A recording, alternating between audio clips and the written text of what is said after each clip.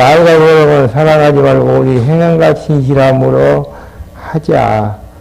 사랑이라는 것은 실제적인 행위를 이야기하는 부분들이지, 사랑의 행위를 이야기하는 것이지, 사랑에 대한 언어를 이야기하는 부분은 아니다라는 이야기입니다.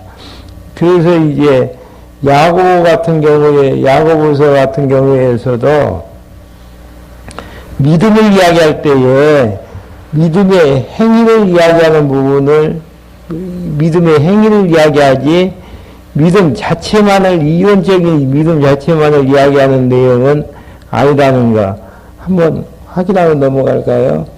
야고보서 2장 14절 한번 보실 겁니까?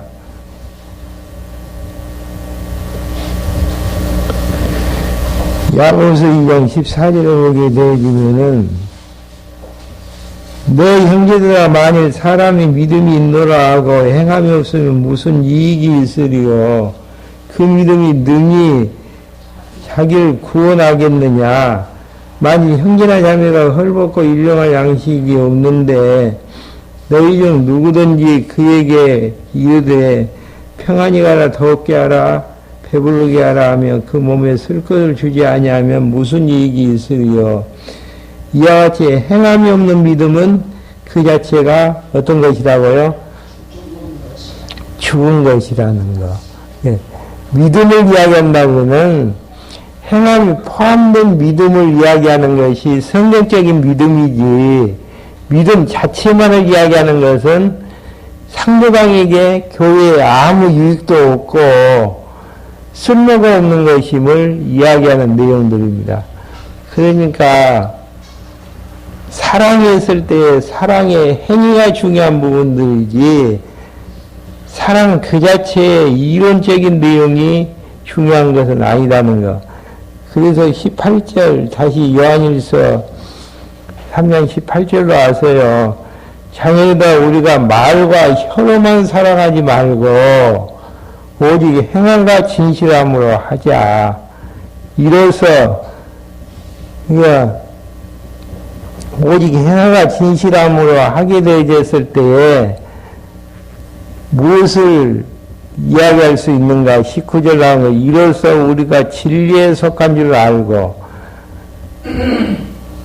요한일서 1장부터 나아져 있는 말씀 대신 예수 그리스도가 이 땅에 오셔서 우리 위해서 죽으심으로 우리가 하나님의 자녀가 되어졌었는데, 우리가 진리 안에 속한 줄은 무엇을 알게 되어지는가? 행함과 진실함으로 사랑하는 그 사랑의 18절의 행위로 말미암아서 우리가 진리에 속한 줄 안다는 이야기입니다. 그 이야기는 무슨 이야기냐면은, 행함이 없는 사랑 자체는 진리 안에 있지 아니하고, 행함이 있는 사랑의 행위 자체는 진리 안에 있음을 증거해주고 있다는 이야기입니다. 또 우리 마음을 주 앞에서 굳게 하리라. 당당하니 주님 앞에서 살게 되어지는, 왜 그렇습니까? 사랑의 행위 자체가 예수 그리스도의 사랑을 깨닫고 16km 나아진 것처럼 목숨 버리신 그 사랑을 깨닫고 살아나가는 그 행위이기 때문에 당당해질 수가 있다고 하는 이야기죠.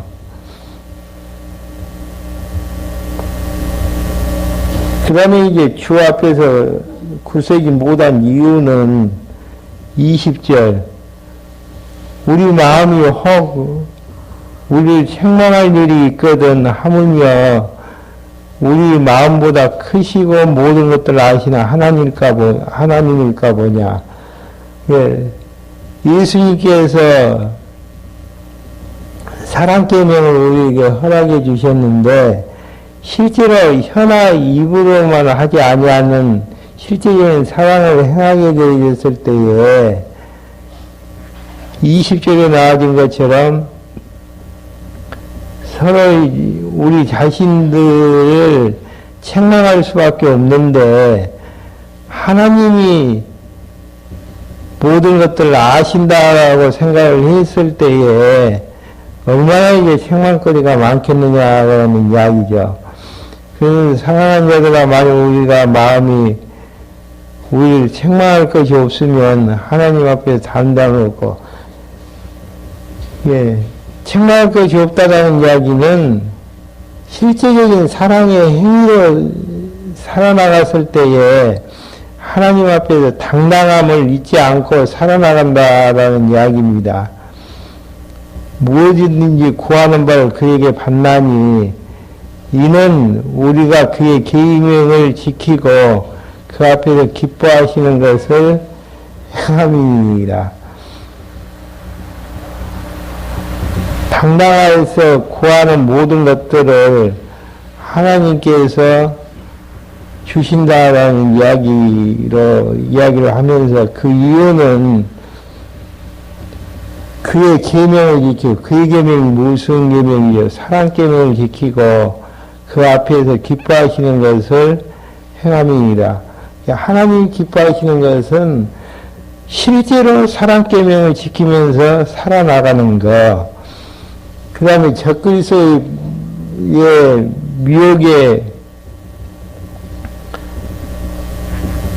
유혹을 받아서 살아가는 행위는 사랑의 행위가 없는 것. 그렇게 요한일서에서는 너무 분명하니 정의를 하고 있음을 확인할 수 있습니다. 결국은 이제 그러한 부분들, 4장 부분에서 이제 더 이야기하기로 하고요. 그의 계명은 이것이니 곧 그 아들 예수 그리스도의 이름을 믿고, 예,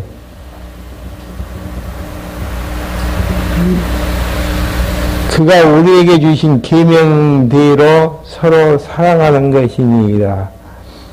예,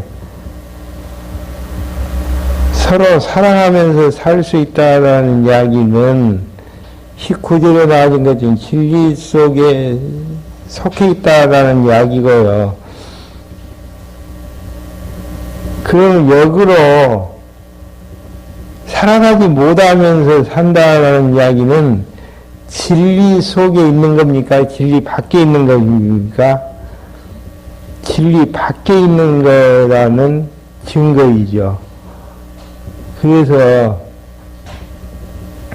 우리가 진리 속에서 살고 하나님 기뻐하시는 것들을 행하면서 살아나간다라는 이야기는 이웃을 내 몸과 같이 사랑하면서 살아나가는 것.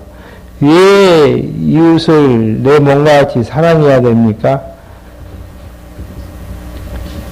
3장 16절에 나와진 것처럼 그가 우리의 목숨을 버리셨으니 우리가 이래서 사랑을 알고 그리스도의 사랑을 알았다면은 형제를 위해서 도와주는 정도가 아니라 목숨을 버리는 것이 마땅한 정도로 정리를 하고 있는 부분이 요한 1서에 대한 부분들이죠. 그러니까 이론적인 부분 가지고 백날 이야기해봤자 아무 쓸모가 없고요. 실제의 사랑의 행위를 통해서 진리 안에 있음을 증명해 나가고 하나님이 기뻐하신 것들을 행하게 되어지는 아름다운 모습들을 통해서 어떻게 하자는 이야기입니까? 요한일서에서는 미혹자들의 유혹을 비기게 나가려고 하는 부분들입니다. 그러니까 비진리와 싸워서 이기는 유일한 비결 자체는 어떻게 하는 것이죠? 방금 내용을 정리를 한다면은 우리 죄를 위해서 십자가에 죽으신 그리스도의 사랑을 알고 형제를 사랑하는 데에서 그 미워하는 게 유혹에서 넘어가지 아니하고 당당하게 살아나가는 모습들을 이야기하는 내용들입니다. 24절 그의 계명들을 지키는 자는 주 안에서 거하고 주는 저 안에 거하나니. 예, 계명을 지키는 것이 어떤 계명이죠? 이웃을 사랑하는 계명을 지키는 자는 주 안에 거한다라는 이야기는 다른 말로 하면은 주님과 한 몸 되어져 있고 주는 저 안에 거하시나니 우리에게 주신 성령으로 말미암아 우리가 그가 우리 안에 거하시는 줄 우리는 아느니라. 성령의 능력으로 사랑이 가능한데 그걸 통해서 주님과 한 몸 되어졌다는 확증 자체가 어떻게 정리를 하냐면은 형제를 사랑하는 거. 사랑도 이론적인 사랑이 아니고 실제로 형제를 보고 17절에 나와진 것처럼 누가 이 세상 재물을 가지고 형제의 궁핍함으로 도와줄 마음을 막으면 하나님의 사랑이 어찌 그 속에 거할까 보냐. 그러니까 하나님의 사랑을 알고 깨달음이 있다고 했을 때에 내 모든 것들을 털어서 이웃을 사랑하게 되어지는 실제적인 사랑이 있게 되어짐을 증가하는 부분들입니다. 그래서 이제 적그리스도의 정체를 정리를 했고요. 4장부터 5장까지 내용에서는 하나님의 아들 예수님이, 그러니까 구조 자체가 주보 교환해 보시면은 그리스도를 확증하는 데 있어서 1장 1절부터 2장 17절까지는 영원한 생명의 말씀 대신 그리스도를 확증한 바가 있고요. 거기에 대비해서 적그리스도의 정체를 이야기한 다음에 그리스도는 누구신가? 하나님의 아들 예수님이심을 이야기를 하게 되어집니다. 그 다음에 이제 예수를 누구로 시인하는 내용이죠. 아들로 시인해야 되는데 왜 아들로 시인해야 됩니까? 그런 생각을 한번 해보신 적 있으신가요? 왜 아들로 시인해야죠?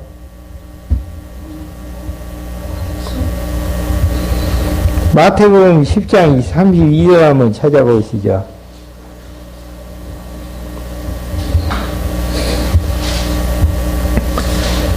마태복음 10장 32절 보시면은 누구든지 사람 앞에서 나를 시인하면 나도 하늘에 계신 내 아버지 앞에서 저를 시인할 것이요.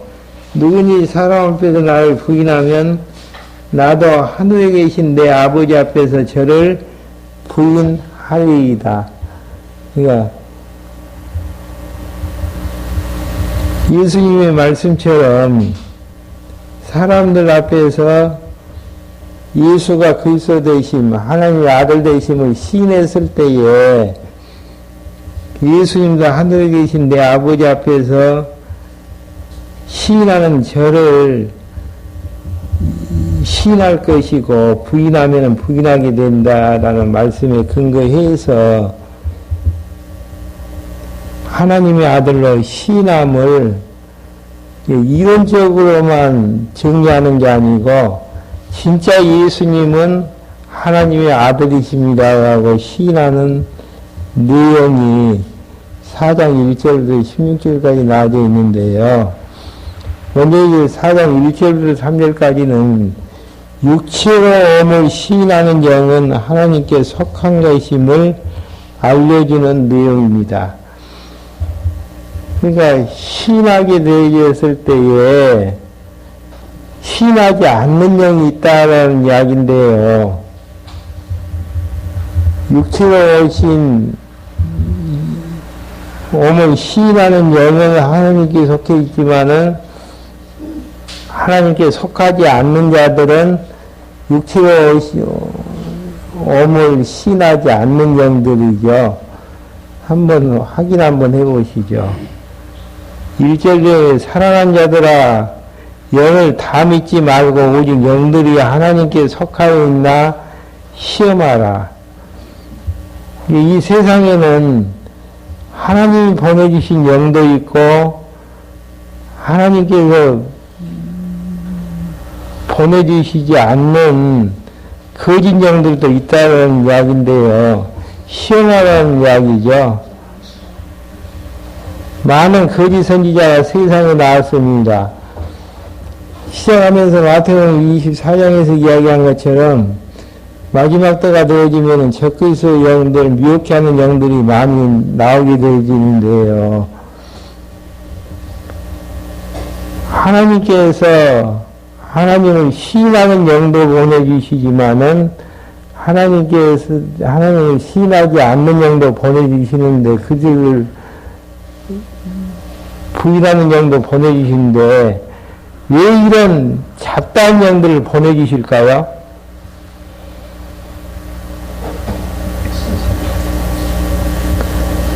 성령을 통해서는 하나님 백성으로 인정을 받게 하려고 하시는 내용들이고요. 미혹의 영을 보내주시는 이유는 심판을 받게 하기 위해서 그렇게 하신다고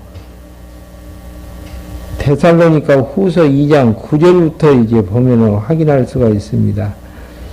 사단의 역사가 있는데 사단의 역사를 통해서 우리 많은 사람들 미워가는 이유가 어디가 있는가?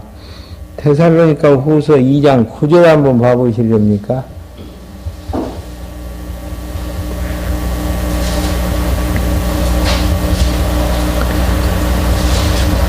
악한 자의 임함은 사단의 역사를 따라 모든 능력과 표적과 거짓, 기적과 불의의 모든 속임으로 멸망한 자들에게 임하리니, 예. 악한 자들이 임하는 것은 사단의 역사를 따라서 모든 능력을 가지고 오게 되어지는데, 누구에게 임한다는 이야기입니다. 10절에서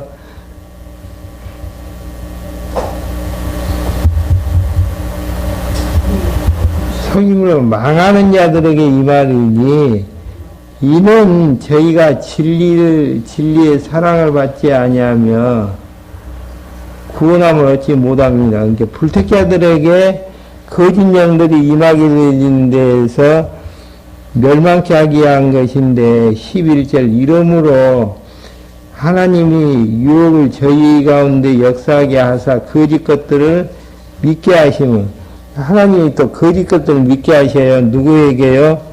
멸망한 자들에게 믿게 하시는데 12절 진리를 믿지 않고 불의를 좋아하는 모든 자로 심판을 받게 하려 함이니라.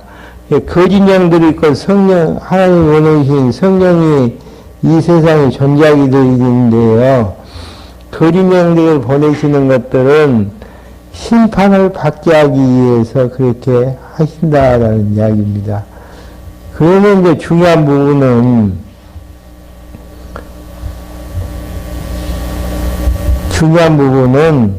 그 영을 어떻게 이제 분별하느냐가 중요하죠. 2절 나와져 있습니다. 4장 2절로 다시 왔어요.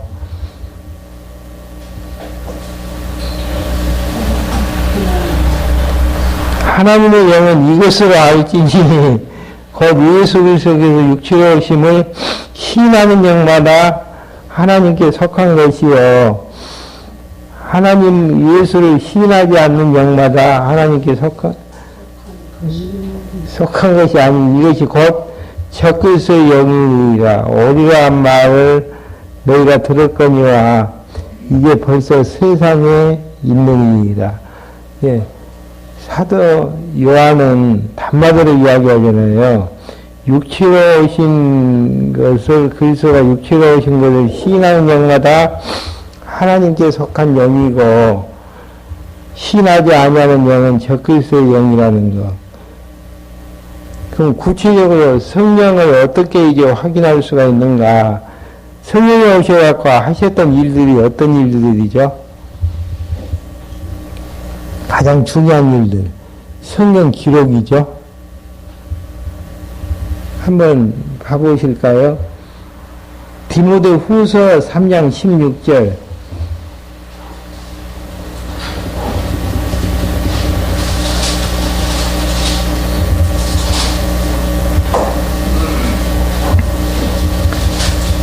디모데후서 3장 16절에 보시면은 모든 성경은 하나님의 감동으로 된 것으로 교훈과 책망과 바르게 함과 의로 교육하기에 유익하니 이런 하나님의 사람을 온전케 하며 모든 선한 일을 행하기 온전케 하려 함이니이다. 이제 성경은 하나님의 감동으로, 성령의 감동으로 된 것으로 모든 것들을 행하기에 온전케 하는 아름다운 유익을 주시는데요. 이 성경은 구체적으로 이제 성경에 대한 부분들이 사도행전 18장 28절 한번 더 찾아보실까요?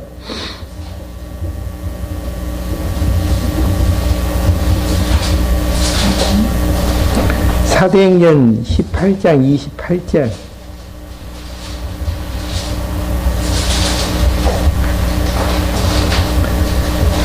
이는 성경으로서 예수는 누구라고 증거했다고요? 그리스도라고 증거하여 공중 앞에서 유일하게 유대인의 말을 이기미로라.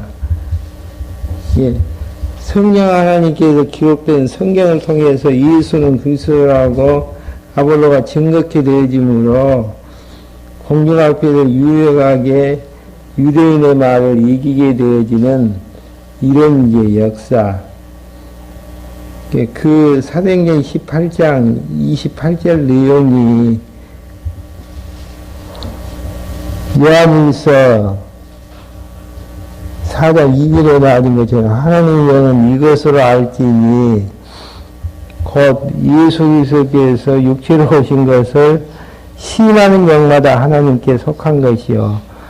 예수가 그리스도 되심을 육체로 믿고 오신 예수님이 그리스도 되심을 증거케 되심으로 어떤 논리도 타파시켜버리는 내용입니다. 그 다음에 이제 거짓 영은 어떤 영인가? 미혹해 하는 영은 4장 3절에 나온 것처럼 예수를 시인하지 아니하는 영마다 하나님께 속한 것이 아니니 이는 이것이 곧 적그리스도의 영이라 올로한 말을 너희가 들었거니와 이제 벌써 세상에 있느니라. 자네가 너희는 하나님께 속하였고 또 저희를 이겼나니 이는 너희 안에 계신 이가 세상에 있는 이보다 크심이니이다. 거짓 영 사단의 세력보다 크신 분이 누구신가? 예수님 하나님이시기 때문에 우리가 이제 하나님 안에 있는 데에서 우리도 이제 미혹한 영을 이기게 되어지는 내용으로 이제 이야기를 하고 있습니다. 저희는 세상에 속한 거로 세상에 속한 말을 하면 세상이 저희 말을 듣는 이라. 그러니까 성경 말씀, 성경의 감동을 기억되어진 성경 말씀을 듣는 자하고 듣지 않는 자하고 차이점은 세상에 속한 자는 성경 말씀을 듣지 않고 세상에 속한 말을 듣게 되어지는 것이고요. 6절에 나오는 것처럼 우리는 하나님께 속하여 있으니 하나님을 아는 자는 우리 말을 듣고 사도들이 증거하는 예수가 그리스도라는 말을 듣고 하나님께 속하지 아니한 자는 우리 말을 듣지 아니하나니 진리의 영과 미혹의 영이 이로써 하느니라. 그러니까 차이점은 성령의 감동으로 기록되어지는 하나님 말씀을 했을 때에 듣지 않는 자는 누구다는 이야기입니까? 하나님께 속하지 않는 자고 듣는 자는 하나님에 속했기 때문에 말씀이 들려오는 것이고, 그래서 이제 예수님께서 말씀하신 후에 하셨던 이야기 생각나시죠? 기 있는 자는 성령이 너에게 하시는 말씀을 들을지어다. 한번 찾아볼 거예요. 기 있는 자는 들을지어다. 마태복음 11장 15절 한번 봐보실까요?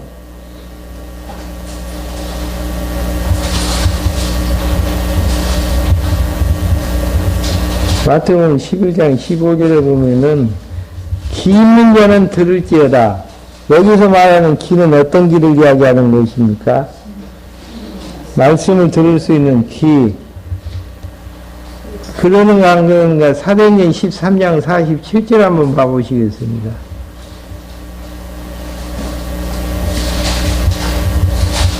사도행전 13장 47절. 주께서 이같이 우리를 명하시되 내가 너를 이방인의 빛을 삼아 너로 땅끝까지 구원하게 하리라 하셨느니라 하시니 이방인들이 듣고 기뻐하여 하나님의 말씀을 찬송하며 영생을 주시기로 작정된 자는 다 믿더라. 영생을 주시기로 작정된 자는 하나님의 말씀이 들려와서 다 믿게 되어지는 내용으로 이제 정리를 하고 있는 부분입니다. 그러니까 하나님의 말씀을 증거했을 때에 들려온다라는 이야기는 하나님께 속해 있기 때문에 가능한 부분들이고요. 그러지 아니한 자는, 들려오지 아니한 자는 아직 때가 안 됐든지 아니면은 하나님께 속한 자가 아니기 때문에 안 들려온다든지 하는 내용들입니다.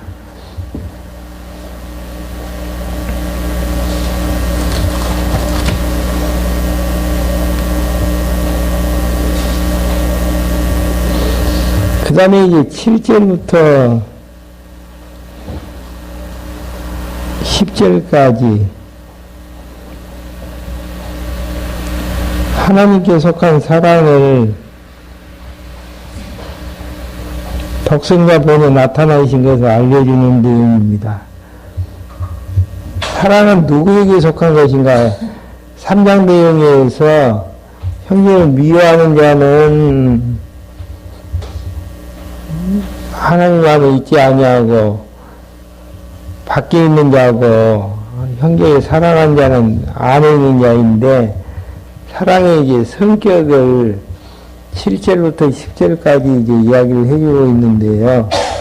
7절에 보게 되어지면은 사랑한 자가 우리가 서로 사랑하자. 사랑은 하나님께 속한 것이니 속한 자라는 의미 자체는 헬라어로 에크라는 용어인데요. 문모대에서부터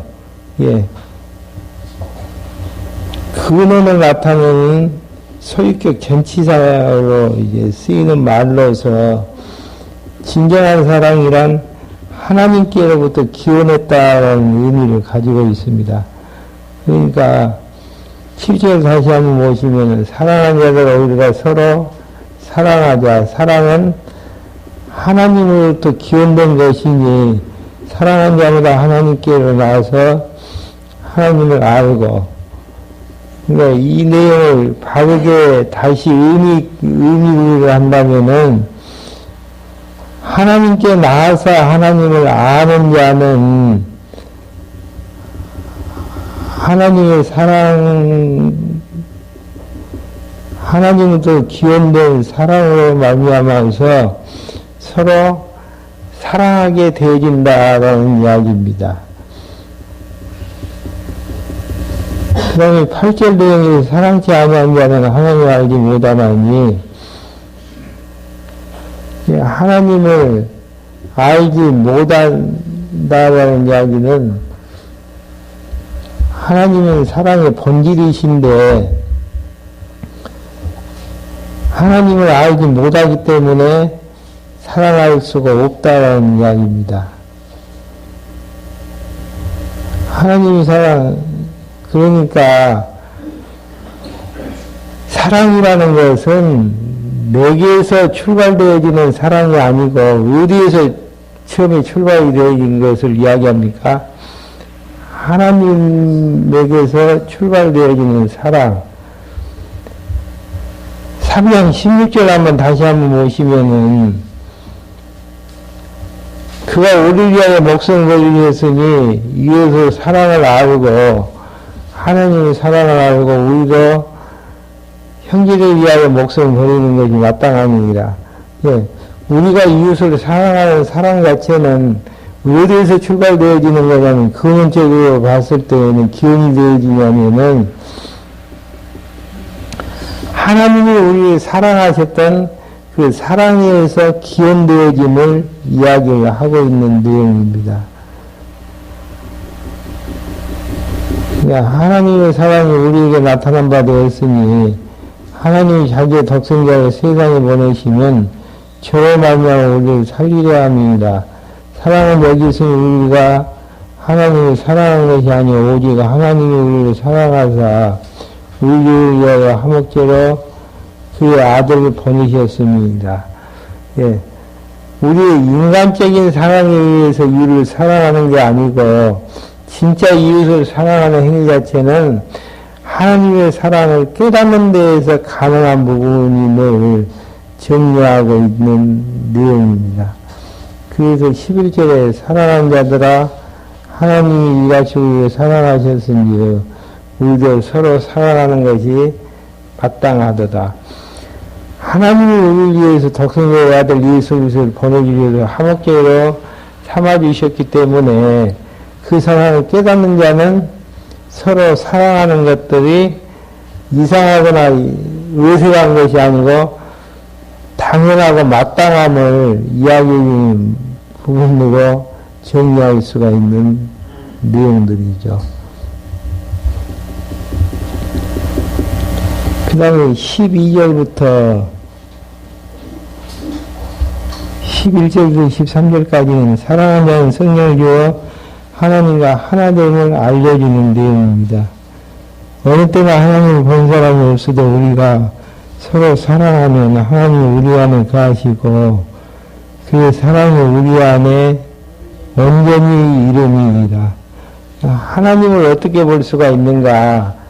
내가 이웃을 사랑하는 걸 통해서 확인할 수가 있는데 이웃 사랑의 출발 자체는 하나님 사랑이 내 안에 거하는 데에서 가능함을 이야기하고 있는 부분들이죠.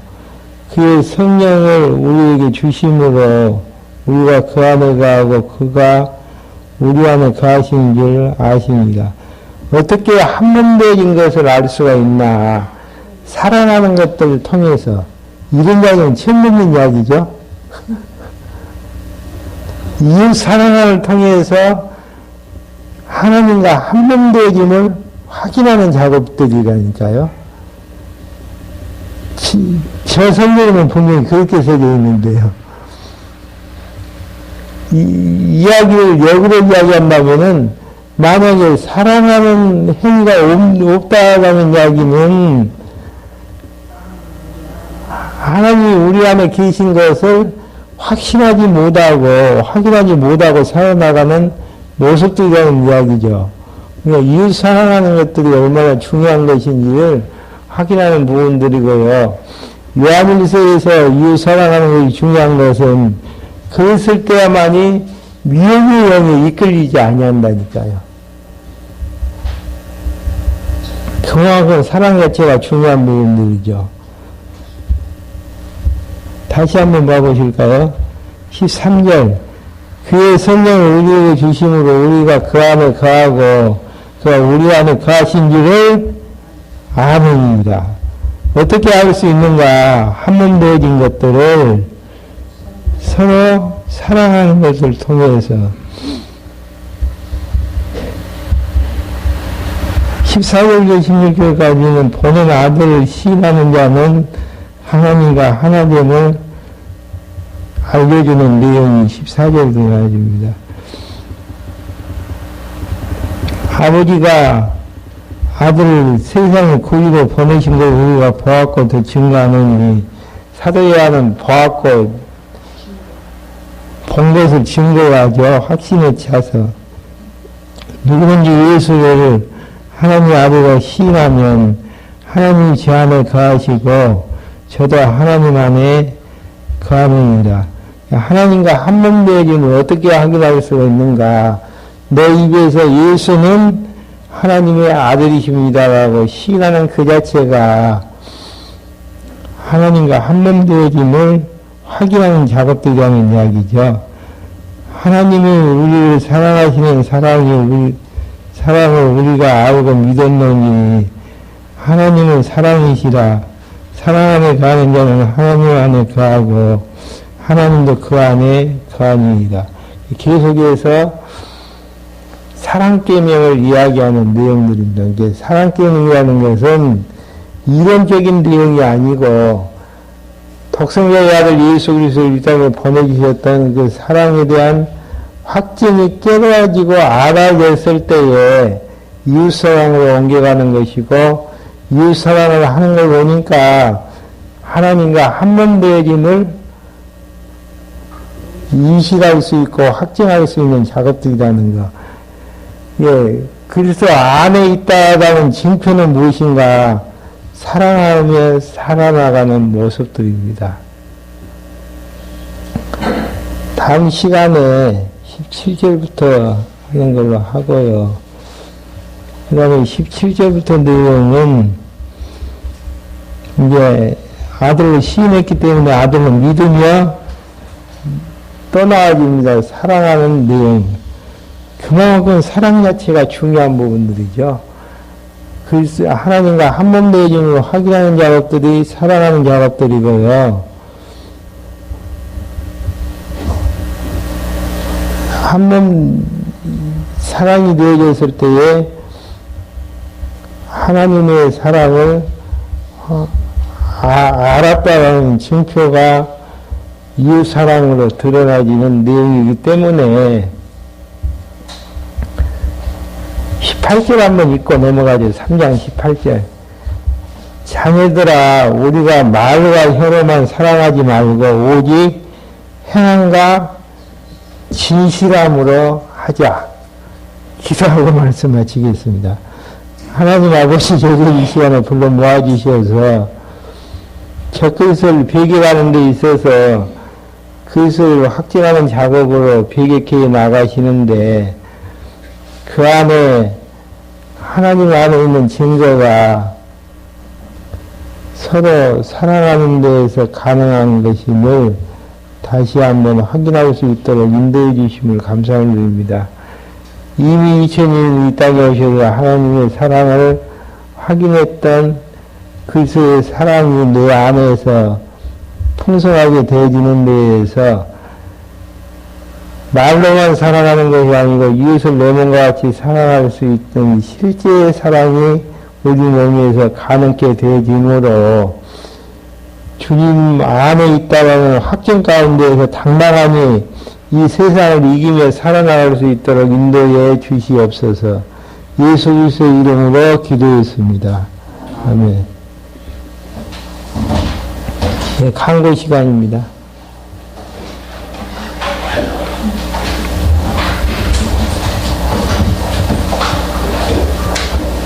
말씀을 드려야 되는데 제가 잠깐에서 뭐예요?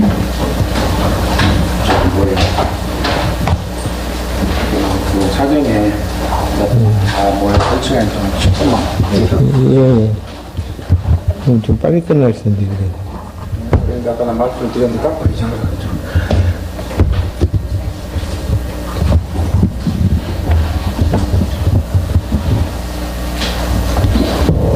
제가 그 목사님께 그 말씀을 좀 드렸어야 되는데 지금 깜빡 잊어버렸어요. 이번에 사경에 잘 다녀왔습니다. 그래서 사경에 갔다 와서 다 강론을 TV로도 그 인터넷을 통해서 들어보셨겠지만 제가 이제 이번에 갔다 온 몇 가지를 좀 정리해서 간단하게 한 15분 동안 말씀을 좀 드리고자 합니다. 이번에 그 말씀동 사경의 주제는 복음방기였습니다. 김기옥 그 연구원장님하고 그다음에 김승일 전문 연구원하고 이렇게 이제 하셨고요. 김기옥 목사님께서는 하나님께서 우리에게 주신 꿈에 대해서 이런 주제로 이제 강론을 좀 해주셨는데, 그 요약하자면 왜 제가 왜 말씀을 드리냐면, 이게 우리가 같이 모여서 이따가 교절 시간이 다 없을 것 같아서 제가 미리 이렇게 좀 말씀을 드린 겁니다. 이 말씀 운동은 언약 성취사적 그 그 성경신학의 큰 그림이고 올바른 신학을 통해서 이 시대에 우리가 맡겨진 사명은 분명하다고 이걸 이제 바탕으로 말씀을 하는 거예요. 자꾸 우리가 무슨 얘기하면 그럼 공부를 안 해도 되냐라고 자꾸 생각하는데 공부하는데 기본의 바탕에서 이런 내용들이 나왔는데 가장 중요한 건 성찰이었습니다. 이제 목사님께서 말씀하신 것들이 우리가 논리적으로 정리되는 건 참 중요하지만 그 자체가 생명은 아니라고 말씀하십니다. 자꾸 우리가 이 논리의 중요성에 함몰돼가지고 이 생활을 어느 정도 우리 그 요한 1서에서 나왔지만 말과 해로하지 어떤 그 움직임들이 없었다. 이제 그런 내용들을 우리 말씀동 쪽에 매너리즘 빠져 있었고 이제 그런 부분을 좀 지적해 주신 것 같아요.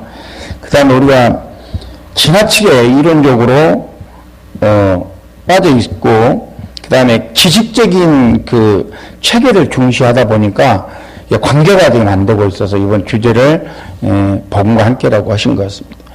그래서 이게 이제 뭐 교회 내에서 세속적인 엘리트도 마찬가지지만 우리가 교회 내에서도 뭐 내가 뭐 성경 공부를 얼마 했어, 머리가 뭐 공부를 몇 년 했어, 이런 엘리트 의식을 가지고 공부를 좀 못하고 좀 여유가 안 돼서 이런 분들을 상당히 터부시하고 뭐 이런 부분들을 우리가 한번 좀 이번에 한번 돌이켜볼 필요가 있다. 다들 하고 싶지만 여유가 안 되고 행편이 안 돼서 하는 것을 너무 그런 식으로 몰아간 것은 잘 우리가 이제 이끌어주고 이런 식으로 교제를 하면서 또 성장시켜가면 된다는 이제 그런 의미로 말씀을 좀 하신 것 같아요.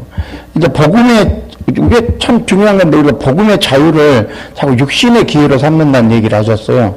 이런 얘기들은 우리가 이제 말씀을 통해서 많이 듣고 있는 내용들입니다. 그 다음에 요즘 우리 이제 말씀 운동에서 화두가 되고 있는 게 교회 생활은 말로 하는 게 아니라 몸으로 한다는 얘기가 많이 있거든요. 사실 뭐 이게 자꾸 행동 강요가 아니고 우리 아까 목사님도 말씀하셨지만 야고보서에서도 그런 내용들이 나와요.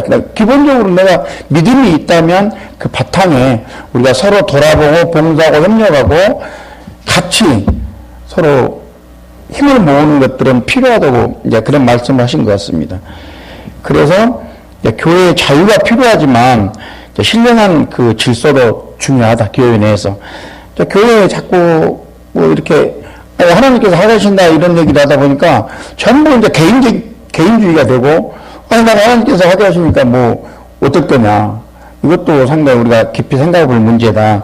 그러다 보니까 이제 서로 뭐 당신이 왜 나를 사치하냐, 당신이 뭔데 나를 상관하냐 이런 얘기를 하다 보니까 교회가 질서가 무너지고 약간 이제 아나무인격 교회가 돼간다 이런 그 말씀을 좀 했습니다. 그다음에 교회가 이제 복음이 개인주의화 된다. 한마디로 복음이 지식 자랑의 도구가 된다는 얘기입니다. 자꾸 이 복음은 정말 내 내면의 성장과 이 성장됨으로 인해서 우리가 교회를 돌아보고 하나님의 신령한 것들을 추구를 해야 되는데 자꾸 내 개인의 지식적으로만 이렇게 하고 나는 뭐 성경 공부를 많이 하고 있어. 말씀 많이 듣고 있어. 사실 이런 것들은 우리가 한번 깊이 한번 저도 돌아봐야 된다고 저 자신도 좀 그걸 느꼈습니다. 그래서 이제 그 결과로서는 우리가 이제 그리스도 안에서 서로 연합해서 서로 지지하고 또 섬기고 그다음에 동역자를 존중하며 이런 풍토들이 좀 조성이 됐으면 좋겠다. 그동안 체제개혁으로 인해서 그런 것들이 좀 많이 좀 무너졌다고 이제 이렇게 보신 것 같아요. 그래서 가장 이제 그 자기중심의 이게 체제개혁을 하다 보니까 우리가 뭐 다른 교회는 좀 문제점이 있긴 있을 수 있습니다. 교리적으로. 그 다음에 성경시간하게 그 통일성 있는 논리가 있기 때문에. 근데 그분들 나름대로는 또 교회를 끌어가는 여러 가지 또 동력이 있고 그 사람들의 사랑이 있고 힘이 있는데 우리는 자꾸 그런 사람들을 우리가 좋은 건 사실 일반 교회에서도 많이 저희도 일반 교회를 다녔지만 그런 것들도 좀 본을 받아야 되는 부분이 있지 않을까. 그래서 우리 성경신학도 잘 계승해가고 전개해가면서 또 일반 교회에서도 우리가 필요한 여러 가지 그런 부분들은 우리가 배우면 참 배워서 같이 접목해서 교회를 좀 더 아름답게 성장돼 갔으면 좋겠다. 이런 내용으로 그래서 이제 우리가 말씀 운동을 그동안에 여러 가지 우여곡절이 많이 있었는데 새로운 출발을 해서 이제 이 말씀은 성경신학이, 성경신학은 사실 우리만 쓰는 그 용어가 아닙니다. 자꾸 우리 성경신학 하면 우리만 쓰는 용어라는데, 신학적으로 다 쓰는 용어예요. 우리가 이제 좀 그것을 좀 부각을 해서 자꾸 쓰고 있는 건데, 그래서 어쨌든 간에 지금 정리가 잘 된, 정신적으로 발전해서 개성시켰으면 좋겠다. 또 이런 종류가 이제 우리 김경 목사님이 정리를 좀 하셨어요. 내용은 좀 깁니다만 제가 이제 짧게 정리를 좀 해드리면 그렇게 되고요. 김경 목사님 강론은 이제 좀 더 제가 요약을 해서 말씀드리면, 우리는 이제 하나님의 자녀다. 함께라는 의미에 대해서 이제 깊이 이번엔 성찰을 해보신 것 같아요. 그래서 우리는 이제 하나님의 자녀이기 때문에, 우리는 하나님의 자녀는 우리도 생명일체다. 생명일체는 어떻게 서로 관계가, 우리가 몸이 전부 머리를 통해서 각 조직이 움직이듯이 우리 교회도 하나님의 아들들이고 한 가족이고 한 식구인데, 그럼 서로 유기적으로 협력하고, 그래서 생명의 일체가 되어짐으로 인해서 그가 더 단단해지고, 이 목사님은 밥을 우리가 같이 점심도 같이 먹고 그러잖아요. 그러면 이런 걸 식구라고 하는데, 이 밥은 마음과 같이 먹지는 잘 않습니다. 우리 교회 식구들도 같이 이렇게 식사를 하고 그러는데, 이런 부분에서 우리가 너무 그냥 내가 밥만 먹고 가고 이런 생각보다는 굉장히 지체의식을 갖고 좀 돌아보면 좋겠다. 그래서 이 목사님께서는 이런 이제 의리란 얘기를 좀 하셨어요. 의리, 들어보셨는가 모르겠지만 이 의리에 대해서 굉장히 깊게 생각을 하셨더라고요. 의리는 서로 혈육적인 관계로서 정말 끊을 수 없는, 우리도 이제 그분 말을 표현하면 우리 옛날 의리라고 하면 이렇게 피를 흘려가지고 막걸리 했다고 서로 나눠 마시는, 그러니까 우리가 서로 피를 나눠서 마시는 그런 사이 정도 돼야지 의리가 있다. 그래서 우리 교회도 사실 하나님의 자녀고 생명의 공동체이기 때문에 서로 의리를 지키고 좀 살았으면 좋겠다. 이런 그 말씀으로 정리가 된 것 같습니다. 그러니까 서로 말씀 한번 들어보시면 더 좋은 얘기가 많이 나올 겁니다만, 제가 또 갔다 와서 이 정도 조금 정리를 해서 말씀을 좀 드린 것이 또 예의가 아닐까 해서 시간은 잠깐 좀 늦고요. 이제 제가 여기 부분은 또 들어보시고, 시간이 길지는 않습니다. 김정희 목사님 한 67분 정도 하셨고요. 김경 목사님 90분 정도 했습니다. 들어보시면, 훨씬 제가 말씀드린 것보다도 많이 배우고 느끼게 될 것입니다. 우리가 지금 19일, 20일 사경회를 하기로 해서요. 목사님은 변함없이 오시기로 했습니다. 저희가 지금 호텔은 제가 잡아놨거든요. 두 개를 좀 8만 원씩 해가지고 연양 3주에 좀 잡아놨습니다. 호텔 가격이 좀 비싸긴 한데 이 모텔을 잡으려고 모텔가 또 비싸고, 일단 냄새가 나서 안 돼요. 담배 냄새도 많이 나고, 그래서 좀 쾌적한 대로 해서 그렇게 했으니까 좀 이해하시고요. 그때 좀 서로 협력하고 봉사하실 부분들이 있으면 같이 논의해서 조금씩 같이 힘을 모았으면 좋겠습니다. 이상합니다.